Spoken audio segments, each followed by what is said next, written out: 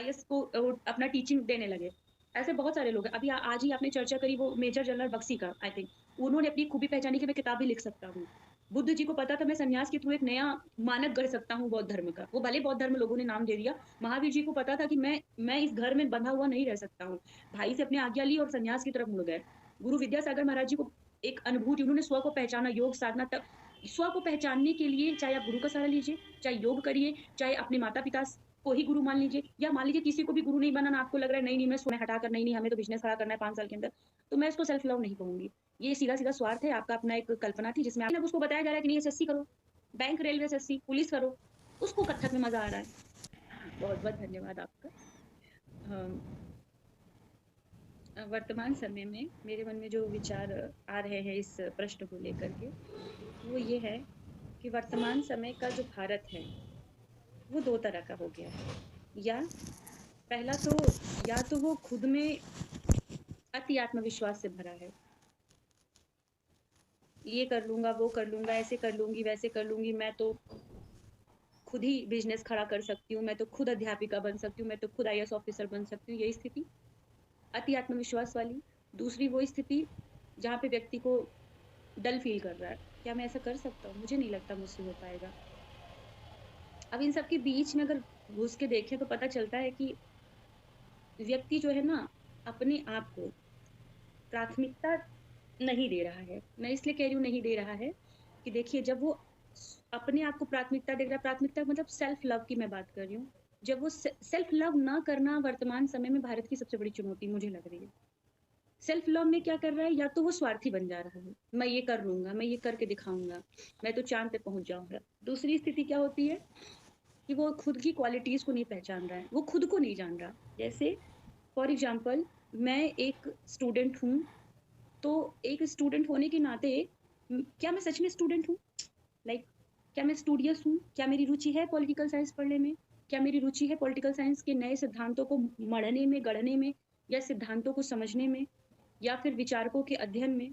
ये study study से related मैं बात कर रही हूँ। पढ़े जा रहे हैं, पढ़े जा रहे हैं, पढ़े जा रहे हैं, लेकिन वास्तव में हम हैं, वो हमारा जो जो हमारा कहते नहीं कि हमारा जो व्यक्तित्व है, उसको हम पहचान पा रहे हैं।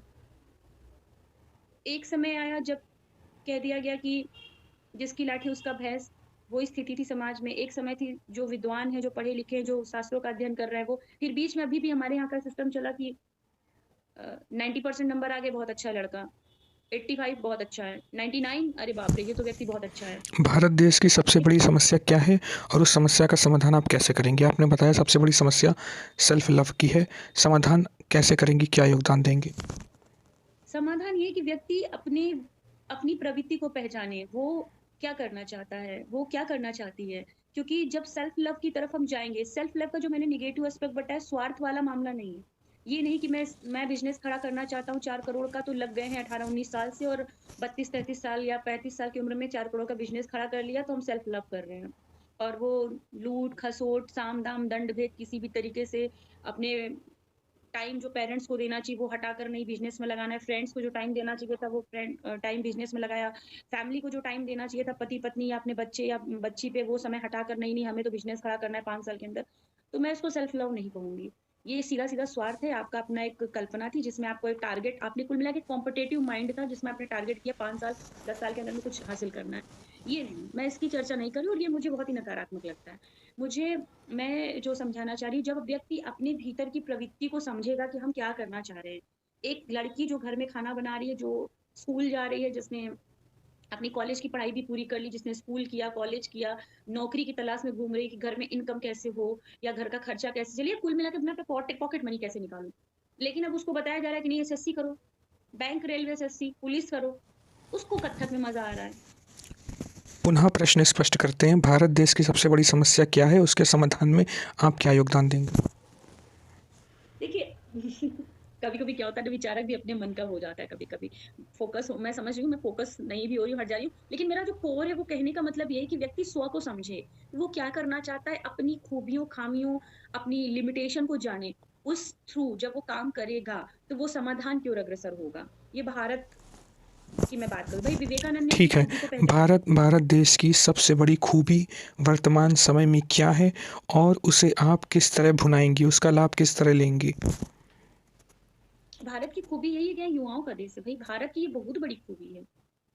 ये बहुत बड़ी खूबी है। युवा मतलब एक ऊर्जा का एक फ़ेज़ होता है। सीखने की एक स्थिति में आता है, वो सीखता रहता है, सीखता रहता है। बुजुर्ग होने पे बीमारियाँ घेर लेती है, जब आप छोटे होते हैं तो आप दूसरों पे डिपेंड होते हैं, 8, 9 साल, 10 साल, 12 साल। लेकिन जैसे आप युवाओं का जब हम देश कहते हैं, तो ये उसकी खूबी है भारत की। और युवा के अंदर एक ताकत होती है कि वो कुछ भी कर सकता है, अगर वो सच में चाहे तो बहुत कुछ कर सकता है। अगर यही युवा अपनी खूबियों को पहचान ले, मान लीजिए एक युवा है, खान सर ने अपनी स्किल पहचानी कि मैं पढ़ा सकता हूँ। विकास दिव्य कीर्ति सर ने अपनी जॉब छोड़ दी, क्योंकि मैं पढ़ा सकता हूँ। विजय अग्रवाल सर ने क्या किया, आईएएस बनने के बाद उन्होंने रिटायरमेंट के बाद वो किस तरह से आईएएस को अपना टीचिंग देने लगे। ऐसे बहुत सारे लोग हैं। अभी आज ही आपने चर्चा करी वो मेजर जनरल बख्शी का, आई थिंक उन्होंने अपनी खूबी पहचानी कि मैं किताब भी लिख सकता हूँ।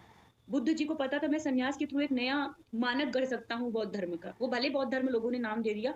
महावीर जी को पता था कि मैं इस घर में बंधा हुआ नहीं रह सकता हूँ। भाई से अपने आज्ञा ली और सन्यास की तरफ मुड़ गए।